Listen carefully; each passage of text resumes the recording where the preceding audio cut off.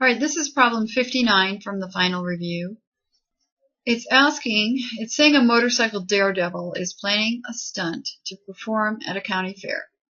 A ramp must be built to give him a 20% grade. So that what they're talking about is how steep this hypotenuse of this triangle is, or how steep the ramp is, or how steep the slope is, because he's going to have a 20% grade or slope. If the length of the ramp must be 25 feet to assure that the stunt is a success, so to make sure it's 20%, it has to be 25 feet in length. Then it says, what must be the vertical height? So they're looking for this distance here. So we know this grade or this slope has to be 20%. And we have a point here and a point here. And between the points, as you know, when you have a slope of any line and you build that triangle, it looks a lot like the rise over the run. So the vertical is the rise, and this horizontal is the run. And rise over run, of course, is slope. And slope is the rate of change.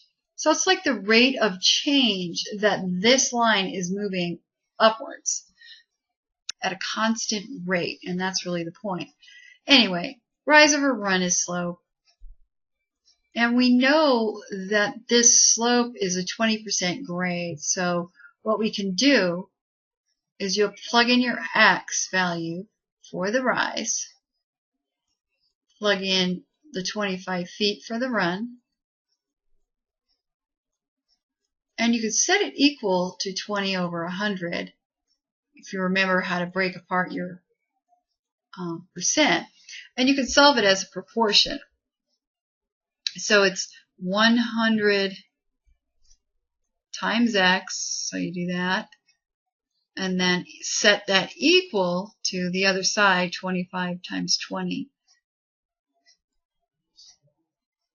times 20, which when you solve for x, in order to get x isolated, this is multiplied. 100 is multiplied by x, and you don't want x to move.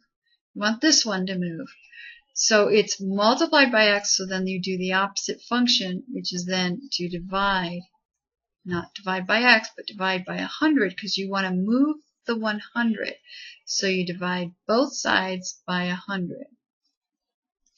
And I see that I wrote 25 twice here. That's a 20. Okay, so to clean this up, this goes away, and you have x equal to 25 times 20. Let's just do that on our calculator. 25 times 20, 500. That would be 500 over 100. And if you know the little trick for when you're dividing by 100, you can just cancel zeros, and your answer then is 5 over 1, which is x equals 5. So your x, which is the vertical height of the ramp, equals 5 feet. Okay, and that's the answer.